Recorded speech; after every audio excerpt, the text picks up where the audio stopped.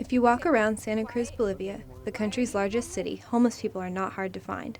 Especially downtown, they're at just about every corner, even in churches. 30% of the homeless population is under 18, just like these boys who come here to school in the morning and spend the rest of the time living and working in the streets.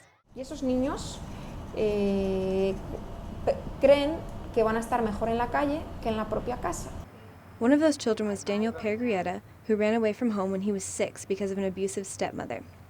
Ella ejercía violencia sobre mí, me pegaba, inclusive me ha quemado la pierna y una vez por comer unos panes me quiso ahorcar.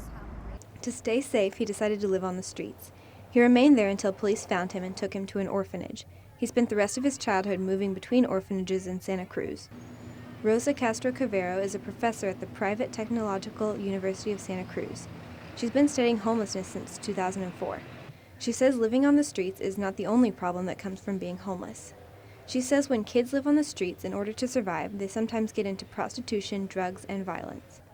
According to the 2012 census, 60% of people under 18 and living on the streets were boys. Castro said this is because of the prevalence of prostitution among girls as young as 8. Porque la mujer es como que más en la casa más, y luego además las que haya en la calle nos van a ser visibles porque es lo que te digo de la prostitución y siempre van a tener una casa o un lugar para dormir, la pueden pagar, ¿no?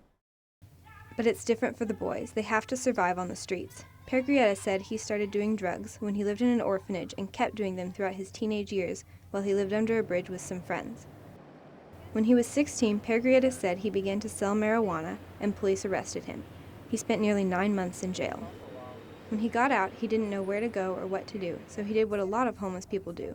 He resorted to violence. La vida que me tocó, ¿por qué llegar a esta vida, tener todo eso, que mi madre me quiera matar, que mi padre, todo eso, y yo mismo agarraba y era mi impotencia y mi rabia, que en vez de lastimar a otra persona, yo prefería lastimarme a mí mismo.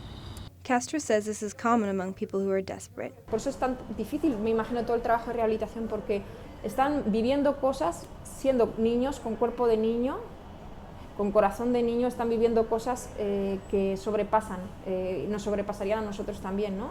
Violaciones, entonces todo eso es muy complicado y la supervivencia en la calle es difícil, por eso los que sobreviven en ese mundo tan hostil y tan grave tienen que usar violencia, por así decirlo.